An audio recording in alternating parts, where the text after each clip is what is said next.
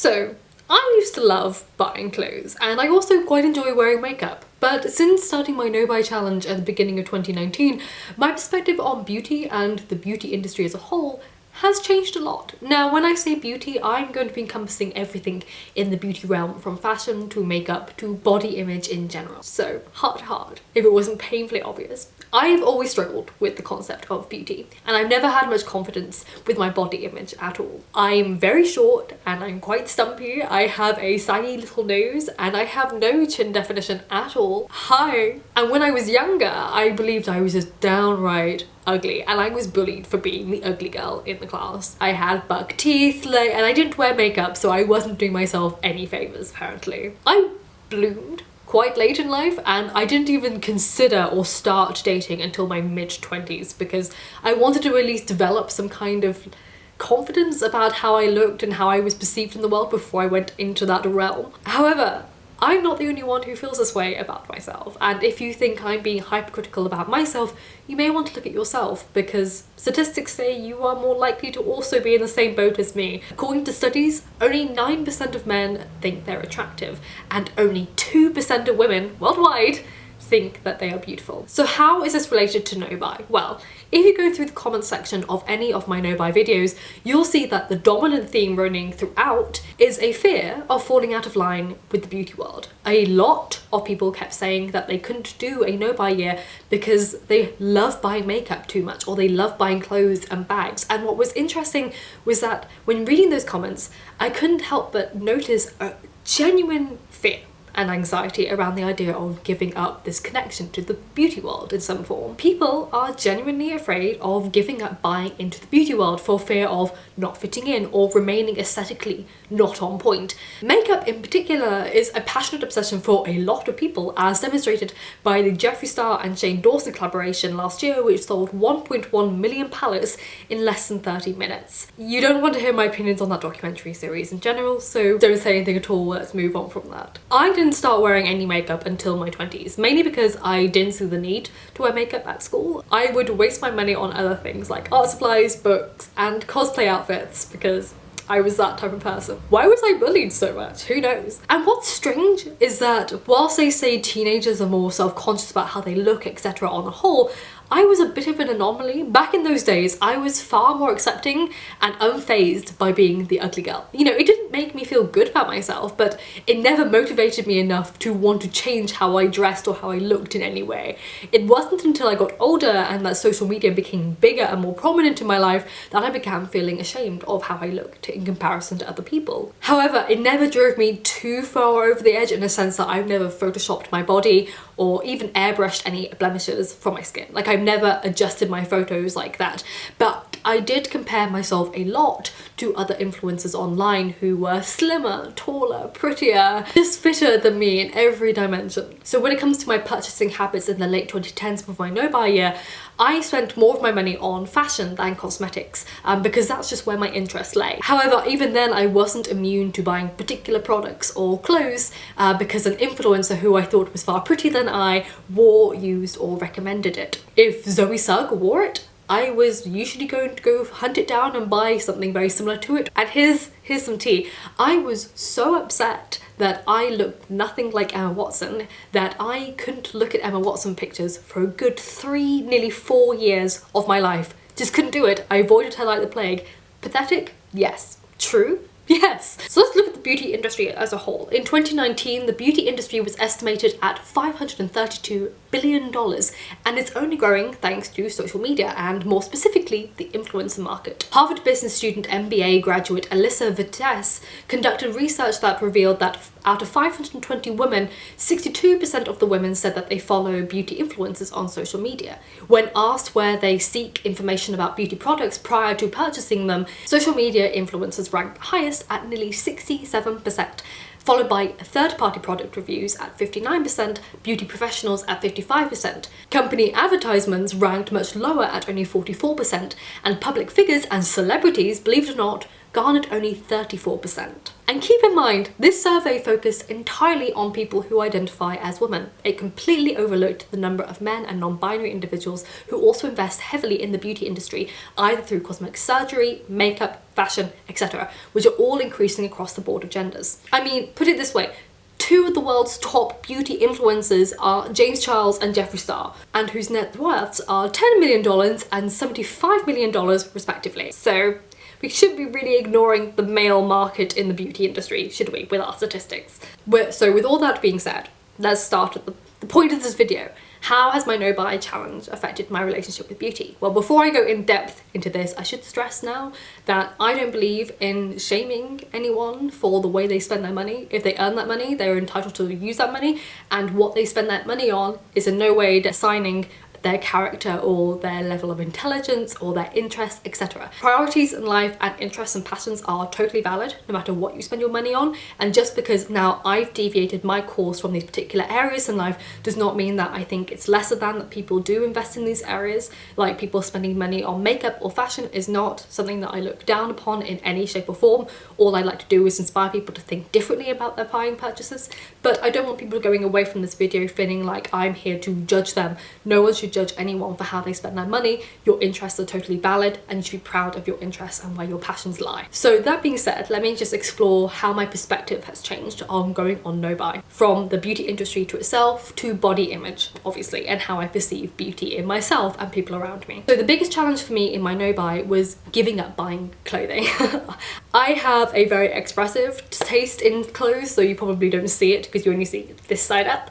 Don't know why I do it like that. Well done, Jessica. And my interest in fashion is mainly thanks to my past in acting. I was acting from the age of 10, so dressing expressively for me was always like dressing up as a character for a play, and I feel far more confident putting on a show for people as a character than being myself, which yes is sad, but I have to be honest and say it's true. So 90% of my wardrobe is literally inspired by TV, film and plays. But obviously I had a very unhealthy relationship with fashion because I would always go out and buy more clothes to cheer myself up, become a better person when I was stressed or sad, and think I could be more like this character and escape myself rather than just live with myself and live with my troubles. And it wasn't until my no buy year that it opened my eyes to how incredibly wasteful my shopping habits were, both financially and environmentally. I spent an embarrassing amount of money over the years financially supporting industries which violate human rights, exploits underpaid workers, cares jot all for their environmental impact and the waste that they produce, profits off low self-esteem, and highlights particular body types and unrealistic beauty standards as the norm. None of this is beautiful. And whilst I know that there are many companies out there fighting back, creating ethical and sustainable fashion lines, I'd rather encourage people to focus on buying secondhand or using what they have or loaning clothes when they need a particular item for just one event or something. There are some really beautiful clothes out there, but I refuse to financially support an industry which neglects the socio-environmental impact that it has. Sorry, my hair's flipped, I just had to bend down to get something in and everything went wrong. Anyway, so as for makeup, I may not be an entirely valid case study. I've never bought that much makeup in my life. I only ever purchased the bare minimum. If I ran out of something, I went and bought it. That tends to be my way, except for lipsticks. But I've never spent more than £1 on lipstick because I'm that cheap. And I've always been gifted far more makeup than I've ever bought. I've never bought an eyeshadow palette. I've always been given them for Christmas or my birthday. I don't really know why. Maybe it's because I'm a girl. However, what's really strange is that I am now more willing to use my makeup on a more regular basis than I was before my no buy year, which yes, seems very paradoxical, but I think this is all to do with my new relationship with money. Before, I used to feel very guilty for buying something like foundation, and I would pressure myself to savor it and make it last as long as possible by using it very infrequently or very little amounts at a time. But this guilt didn't stop me from wasting my money in general, It was only once I put a tight hold on my personal finances and allowed myself to not feel guilty for owning what I owned that I became consequently happier to use things to completion, which in over a year has resulted in me using up only 2 of my makeup products. 1 lip balm and what was the other thing? Oh, and a foundation bottle. I didn't even finish my foundation until January this year. So it took me more than a year to complete it. So for me, not having the option to engage in new makeup trends, to add to my new lipstick collection, or to buy a new eyeshadow palette has made me appreciate my everyday look more and accept that this is all I can do with what I have. And yes, I'm the first to admit that I'm not very good at makeup, but I like how I do it and I don't care that it's imperfect. I'm not here online to pose as a beautiful person, and I genuinely don't care anymore if people don't like how I look. I'm not going to change anything about myself for the aesthetic pleasure or preference of someone else, particularly someone that I don't know. Which comes to the final section, which is far more complex, and that is body image. I don't believe my body image has been directly impacted by my no buy challenge. However, it has been affected by it indirectly, I believe.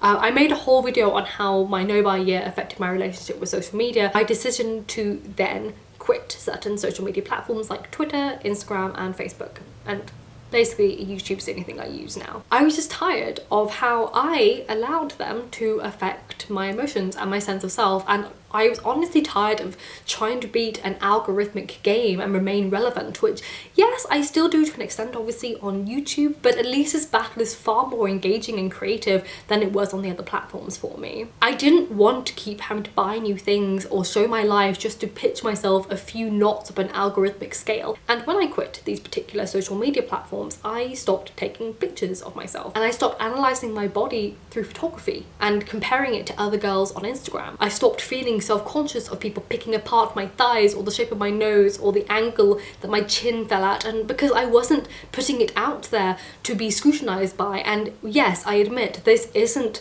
true self-acceptance.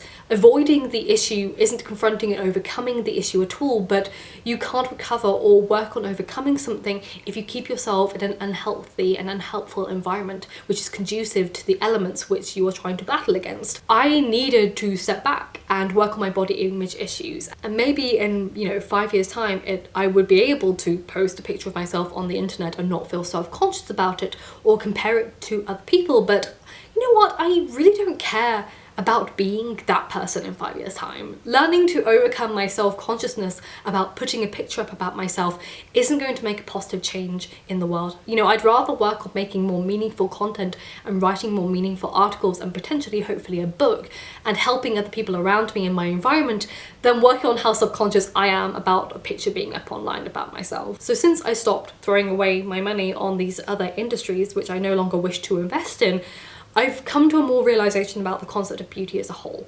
and how I see people has changed dramatically. I'm not analysing what they're wearing or how they do their makeup or what their hair looks like. I stopped focusing on physicalities and the elements which can combine them on an external level at all. Now it becomes much more sincere. I'm far more sincerely interested in people's productivity and their work and their accomplishments in life, and I see the beauty around us actually just fleeting away because we're focusing on the wrong elements of beauty. Beauty exists in our environment and the care and love that we have for other people in the world, but people are focusing on tearing each other down and buying fast fashion and following diet trends, starting fights and being pedantic online, or gossiping about the weight gain of another influencer on a forum and judging other people's makeup and fashion sense. It's just empty, and I don't want to invest in companies which almost subconsciously promote this kind of one-upmanship regardless of what gender the person is. It's just quite sad. I think people shouldn't invest in makeup and fashion? No. Do I think any of these elements are wrong? No. Beauty and makeup is fabulous. Fashion is incredible. It's just a shame that the majority of the organisations which construct the field are either animal tested, or they are bad employers and they don't pay fair wages, or they use slave labour. It's just a shame that people don't think about the fast turnover of the industries and how much waste it's producing and destroying our planet first. And I'm not saying that as judgmentalism, I'm just saying that I want people to think about that more, because it wasn't until I stepped back and I can see things in the window that are still on sale 3 months later on racks. I think, wow, that's just going to go to landfill. It's not going to go anywhere if no one buys it. And even then, if people buy it, it ends up going into landfill in their own homes. And it's just a cycle of repetition. Am I against plastic surgery? Hell no. So I'm not against anyone engaging in any particular form of beauty industry. That includes cosmetic surgery. Do what you want to do with your body. Clothes, wear what you want to wear on your body. Makeup, put on what you want on your face. But maybe if we could just think about being more mindful about our consumption, not buying every palette that's released because it's trendy, not buying all these clothes because someone else wore it on Instagram, you know, just thinking about it and maybe potentially waiting a little while, waiting for it to go secondhand online somewhere where someone's selling it off. Fashions change and beauty flees, but our environment is dying, and also we're focusing on just these shallow elements of ourselves and not embracing this beauty of creativity and engagement with one another. So that's how my perspective on beauty has changed. I hope you enjoyed this video. If you liked it, please give it a like and a thumbs up. And if you're new, please subscribe to my channel. I'm uploading videos as much as I can. I've been a bit poorly recently, sorry about that, but I should be getting back into it. I'm feeling a bit better. We're working on it. And until next time, I will see you for another video. And remember, books save lives, so keep reading.